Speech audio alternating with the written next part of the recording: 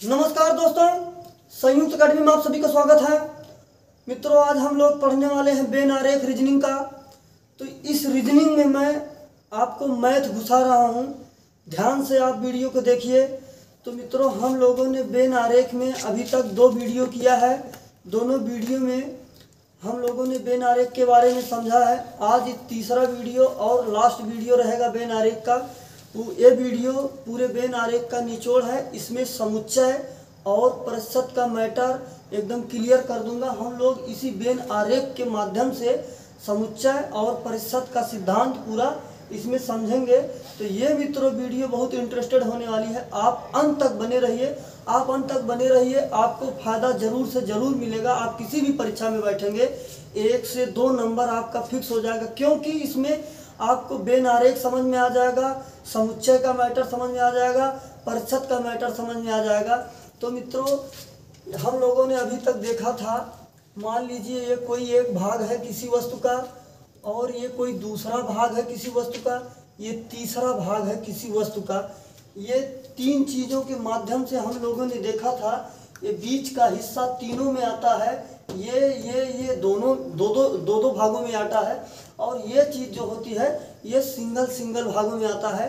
तो मित्रों, अब हम लोग इस चीज़ों को बेन के आरेख से समझेंगे और परसेंटेज में चीज़ें कैसे होती हैं उसको समझेंगे। और मैंने इस वीडियो में आपको बताया था, इस टाइप के प्रश्नों में शुरुआत हम लोग पीछे से करेंगे। जो 3 भाग होगा इसको भरते हुए चलते हैं।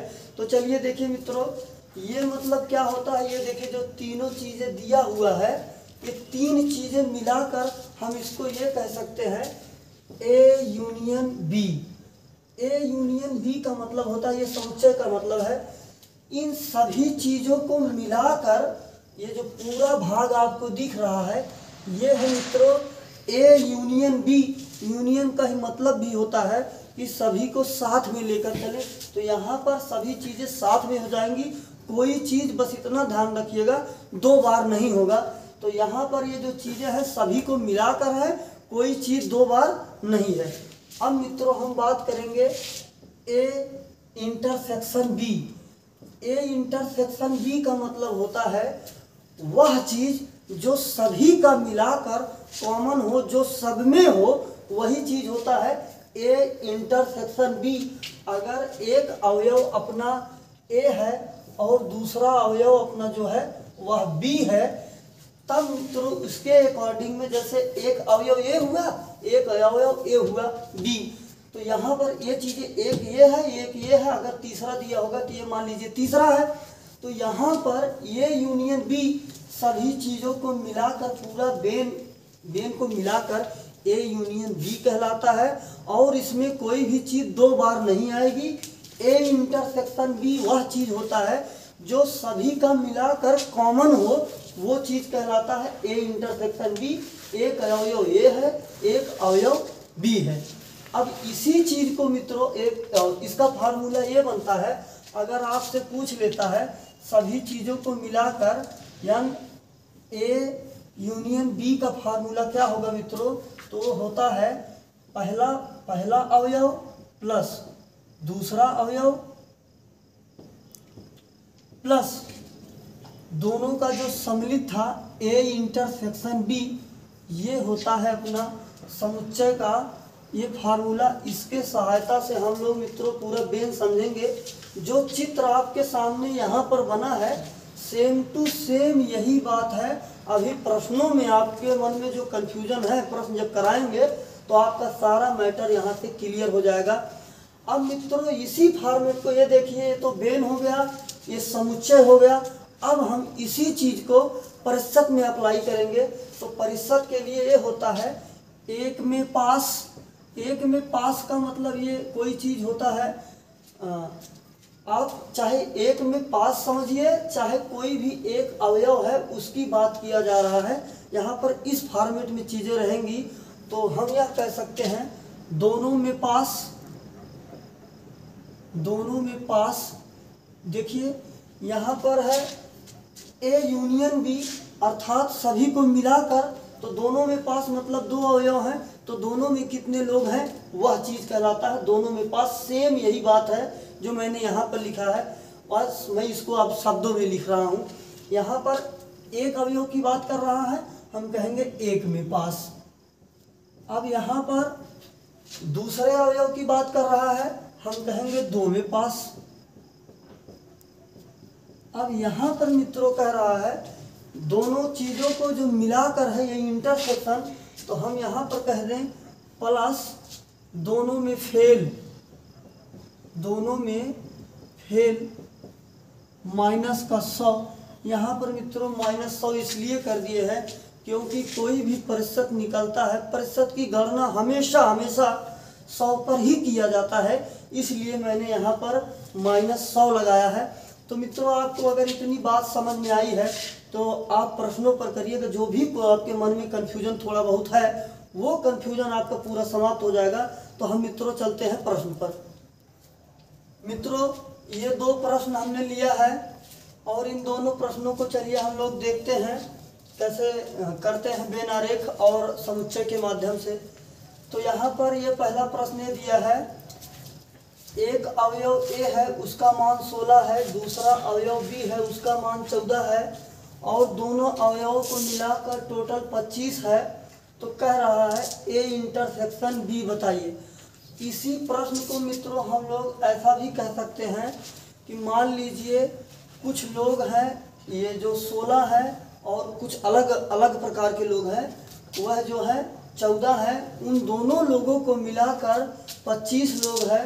तो ये बताइए उनमें से कितने लोग हैं कि जो समानता रखते हैं दोनों में। अगर कह दें मान लीजिए कि 16 लोग चाइनीज है और 14 लोग जो है वो जापानी है, तो 25 लोग टोटल हैं जापानी और चाइनीज को मिलाकर। तो ये बताइए कितने लोग ऐसे हैं जो चाइनीज और जापानी दोनों हैं। ये सेम बात होती, चाहे इसको आप समुच्चय के माध्यम से समझिए चाहे बेन के माध्यम से समझिए। तो चलिए हमने आपको बताया था फार्मूला इसके लिए, पहले का सलूशन देखते हैं। हमने बताया था ए यूनियन बी बराबर पहला अवयव प्लस दूसरा अवयव प्लस ए इंटरसेक्शन बी। यहाँ पर देखिए मित्रों इसका मान दिया है 25 और पहला अवयव है 16, दूसरा अवयव है 14 प्लस ए इंटरसेक्शन बी, ये देखिए 25 और ये हो जाएगा अपना 30 प्लस ए इंटरसेक्शन बी। ये देखिए मित्रों ए इंटरसेक्शन बी जो अपना हो जाएगा ये आ जाएगा 5, क्योंकि इसमें माइनस चीज़ होती नहीं है, तो यहाँ से अपना आ गया 5। अब यही चीज़ मित्रों हम लोग बेन में बनाएंगे। तो ये देखिए ए अपना ए है और ए अपना जो है वह बी है। तो मित्रों ये देखिए यहाँ पर ये चीज़ 16 है और ये चीज़ जो है 14 है। अब टोटल मिलाकर कितने लोग हैं, टोटल 25 हैं। 14 और 16 को हम लोग ऐड कर देंगे मित्रों, कितना हो जाएगा 30 हो जाएगा। इसका मतलब ये है कि 5 लोग ऐसे हैं जो दोनों में हैं। तो दोनों में क्या ये चीज़ है दोनों में, यहाँ पर हम कह देंगे 5। अब देखिए मित्रों ये 16 है तो कहने का मतलब ये 11 हो जाएगा और ये 14 है तो ये कितना हो जाएगा 9 हो जाएगा। इन तीनों को अगर मिला देंगे हम लोग तो ये हो जाएगा 25, अर्थात ए यूनियन बी पूछेगा 11 + 5 + 9, ये अपना आ जाएगा 25। सेम टू सेम वही बात होती है जो बेन में होता है वही समुच्चय में होता है। अब मित्रों हम लोग बढ़ते हैं दूसरे प्रश्न की तरफ। अपना दूसरा प्रश्न है, एक परीक्षा में 70% विद्यार्थी अंग्रेजी में तथा 65% विद्यार्थी गणित में उत्तीर्ण हुए, 27% विद्यार्थी दोनों विषयों में अनुत्तीर्ण हुए तथा दोनों विषयों में 248 लोग उत्तीर्ण हुए। यहाँ पर ये लोगों की संख्या दे दिया है, स्टूडेंट की संख्या दे दिया है। तो ये बताना है कुल विद्यार्थियों की संख्या कितनी होगी, आपके ऑप्शन वहाँ पर दिया हुआ है। तो चलिए हम लोग इसको देखते हैं।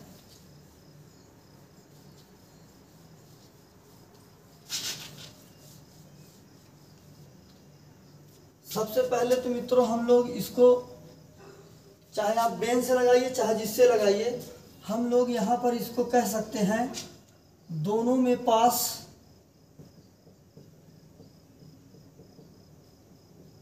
बराबर 1 में पास प्लस 2 में पास प्लस दोनों में फेल माइनस का 100। ये देखिए मित्रों, 1 में पास तो एक विषय में कितने लोग हैं अंग्रेजी में 70, दूसरे में है 65 प्लस दोनों में फेल है मित्रों 27 प्लस माइनस का 100। ये देखिए मित्रों, हम लोग इसको ऐड करेंगे 7 5 12, 2 6 2 8, 8 1 9 16, 162 माइनस का 100, ये आ गया 62%। तो ये 62% क्या आ गया मित्रों, 62% दोनों में पास है। अब यहाँ पर दिया है दोनों विषयों में 248 लोग उत्तीर्ण हुए हैं, तो हम लोग यह कह सकते हैं कि 62% बराबर दिया हुआ है, 62% बराबर 248। अब मित्रों हम लोगों से सभी की संख्या पूछ रहा है, तो मैंने बताया है प्रतिशत हमेशा 100 पर निकलता है, तो हम लोग ये कह दें 1 बराबर 248 बटे 62। हमें चाहिए कितना, हमें चाहिए 100। हम कह दें यहाँ पर 100, 62 चौका 248, अर्थात 400 स्टूडेंट टोटल थे जो परीक्षा में बैठे थे। आपका ऑप्शन 2 सही हो जाता है। अब मित्रों हम लोग इसको बेन से समझेंगे। तो बेन से समझने के लिए मित्रों देखिए, पहला चीज तो ये दिया है 70% विद्यार्थी अंग्रेजी में उत्तीर्ण हुए, इसका मतलब 30% विद्यार्थी जो है अंग्रेजी में अनुत्तीर्ण हुए हैं, और 65% गणित में उत्तीर्ण हुए हैं, और 27% दोनों विषयों में फेल हुए हैं। तो यहाँ 35% विद्यार्थी गणित में। तो चलिए हम लोग बेन बनाते हैं। देखिए मित्रों, अगर 27% लोग दोनों विषयों में उत्तीर्ण हुए हैं, तो सबसे पहली बात तो 27% यहाँ आ जाएगा क्योंकि दोनों में है। अब कह रहा है 30% विद्यार्थी अंग्रेजी में फेल हुए हैं, तो ये मान लीजिए इंग्लिश है और ये जो है ये मैथ है। तो 30% यहाँ पर फेल हुए थे, तो कहने का मतलब यहाँ पर 3% आएगा। 27 और 3 30 हो गया। यहाँ पर 65 है, तो इसका मतलब 35% लोग फेल है, 27 पहले से है, इसका मतलब 8% लोग जो है 8% लोग जो है वो मैथ में अनुत्तीर्ण हुए हैं। अब इन सब को हम लोग ऐड कर देंगे, आएगा 38। इन तीनों को ऐड करेंगे, ये होगा 38%। ये 38% लोग अनुत्तीर्ण हुए हैं, क्योंकि मैंने यहाँ पर जितने लोगों को लिया है अनुत्तीर्ण का लिया है। इसका मतलब 62% लोग जो है दोनों विषयों में पास हुए हैं, और 62% का मान दिया 248। हम कह दें 248, 1% बराबर 248 बटे का 62। हमें चाहिए कितना, 100%, क्योंकि मैंने बताया परसेंट हमेशा 100 पर निकलता है। तो कितना आ गया, 400। ये देखिए बेन से ये बात हुआ, मैंने यहाँ पर अनुत्तीर्ण चीज़ें लिया था। अब हम लोग बेन से ही उत्तीर्ण के संबंध में देखेंगे। ये देखिए यहाँ पर ये है इंग्लिश और ये है यहाँ पर मैथ। तो मित्रों 27% विद्यार्थी अगर दोनों विषयों में अनुत्तीर्ण हुए हैं, इसका मतलब 77% लोग जो है दोनों विषयों में पास हुए हैं। तो मित्रों अगर हम लोग यहाँ रख देते हैं 62% लोग दोनों विषयों में पास हुए हैं, तो यहाँ कह रहा है 70% विद्यार्थी अंग्रेजी में, तो इसका मतलब यहाँ पर 70 है, तो यहाँ पर इंग्लिश में 8% लोग और रहेंगे। 62 8 70। वहाँ पर देखिए मित्रों 65 है, यहाँ पर 62 है, इसका मतलब 3% विद्यार्थी जो होंगे ये मैथ में, स्पेशली केवल मैथ में जो है वो उत्तीर्ण हुए हैं। तो यहाँ पर मित्रों 62% का मान दिया हुआ है 248। 1% बराबर 248 बटे का 62 चाहिए कितना 100, ये आ जाएगा 400। अब मित्रों हम लोग इसी को एक कॉन्सेप्ट से और कर सकते हैं। देखिए अगर कह रहा है कि 70% विद्यार्थी अंग्रेजी में उत्तीर्ण हुए हैं, इसका मतलब 30% विद्यार्थी जो है अंग्रेजी में अनुत्तीर्ण हुए हैं, 27% विद्यार्थी दोनों विषय में अनुत्तीर्ण हुए हैं। तो सिर्फ और सिर्फ अगर इंग्लिश में देखना होगा, सिर्फ इंग्लिश में, तो हम कह देंगे 30 माइनस का 27, क्योंकि 30% विद्यार्थी तो अंग्रेजी में फेल हुए, तो स्पेशली इंग्लिश में कितने हो जाएंगे 3%। और गणित की बात करेंगे हम, कितने सिर्फ और सिर्फ गणित में फेल हुए हैं, तो हम कह दें 30 माइनस का, ये देखिए अगर यहाँ पर ये 65 है तो कितने फेल हुए होंगे 35 फेल हुए होंगे। तो हम कह दें 35 माइनस का 27, ये आ जाएगा 8%। अब 30 तो सिर्फ और सिर्फ इंग्लिश में हुए हैं, 8 सिर्फ और सिर्फ मैथ में हुए हैं। टोटल अनुत्तीर्ण कितने हुए 3 + 8 + का 27, क्योंकि 27 तो दोनों में फेल हुए थे। ये कितना आ जाएगा, ये आ जाएगा 38% फेल है। तो पास कितने होंगे 62%। 62% का मान दिया 248, तो 100% का मान अपना आ जाएगा 400 स्टूडेंट। सेम का सेम यही पैटर्न होता है। अब यही प्रश्न मित्रों अगर हम लोग चाहें समुच्चय के सिद्धांत से लगाने में, तो समुच्चय के सिद्धांत से भी ये सेम बात बनती है अपनी, बस वहाँ पर 100 नहीं रहता है, तो आपको अपनी तरफ से 100 लगाना होगा। चलिए मित्रों 1-2 प्रश्न हम लोग इसमें और लेते हैं। तो मित्रों ये रहा 2 प्रश्न और हमने लिया है। पहला प्रश्न ये है, 90 व्यक्तियों के समूह में 65 चाय तथा 35 कॉफ़ी पीते हैं, तो कितने परसेंट लोग या जो भी हैं, कितने लोग चाय और कॉफ़ी दोनों पीते हैं। तो मित्रों हम लोग पहले का सलूशन देखते हैं। 90 व्यक्तियों के समूह में 65 चाय तथा 35 कॉफ़ी पीते हैं, तो अगर 65 चाय पीते हैं और 35 लोग कॉफ़ी पीते हैं, तो टोटल लोग कितने हो गए, टोटल लोग हो गए यहाँ पर 100, जबकि अपने पास कितने थे, टोटल 90 ही लोग थे।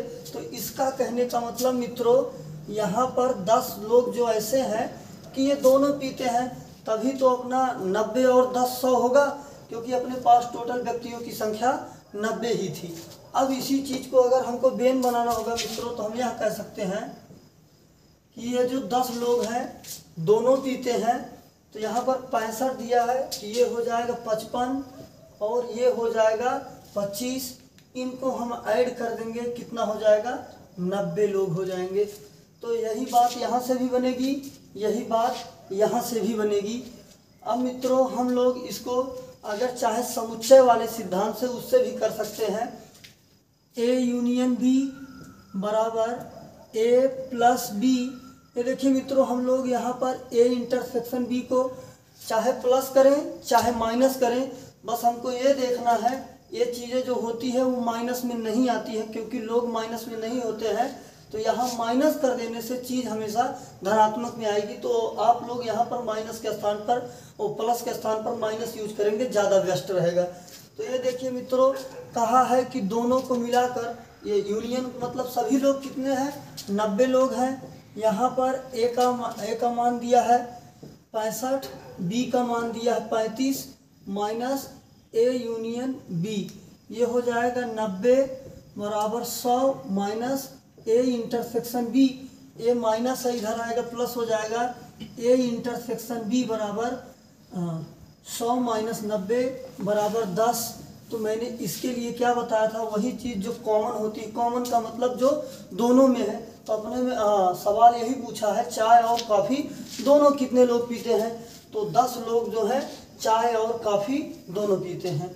अगला प्रश्न यह है मित्रों, किसी परीक्षा में 35% छात्र हिंदी में फेल हुए, 45% छात्र अंग्रेजी में फेल हुए, 20% छात्र दोनों विषयों में फेल हुए, तो दोनों विषय में पास हुए छात्रों का प्रतिशत बताइए।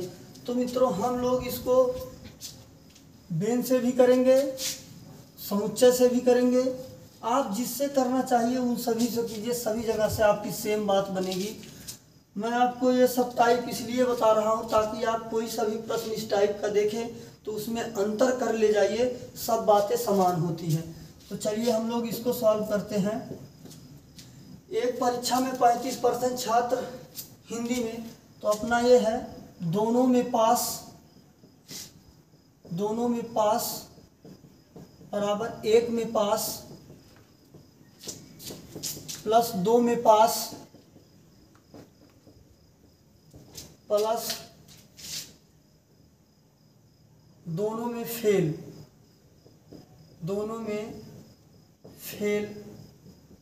माइनस का 100।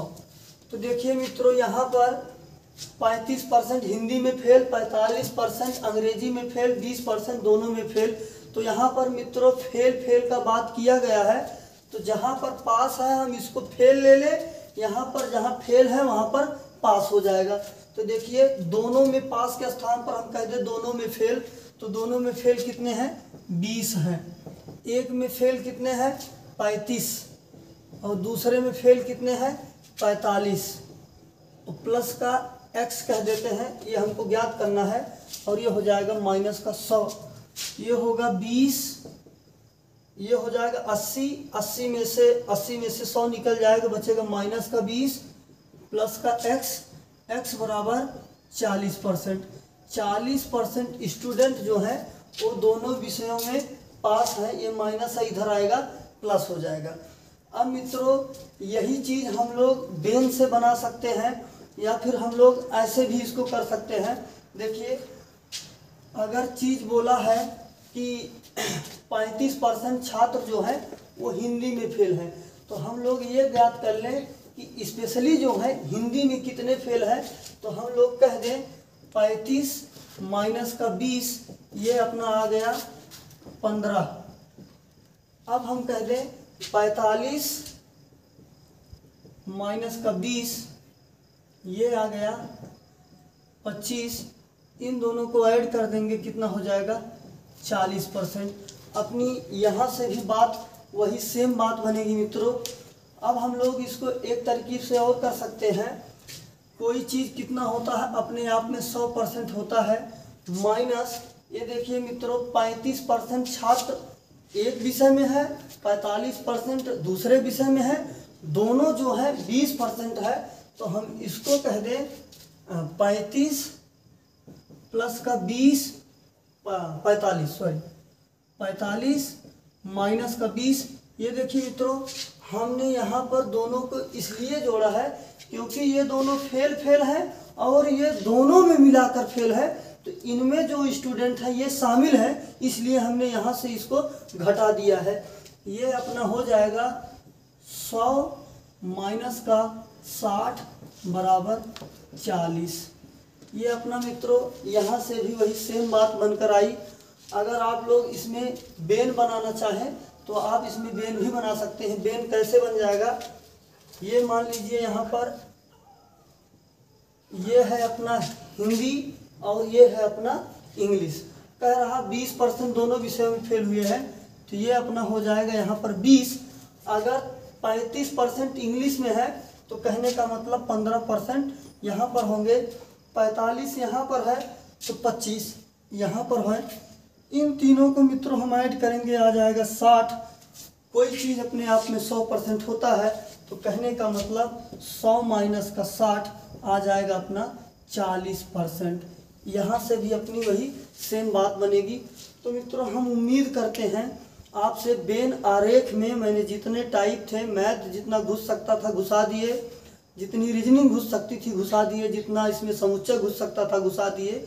आप इसको अच्छे से 1-2 बार पढ़ लीजिए, नोट कर लीजिए, चीज़ें कंफर्म हो जाएगी। आप ऐसे प्रश्नों को देखने के लिए संयुक्त अकेडमी से बने रहिए।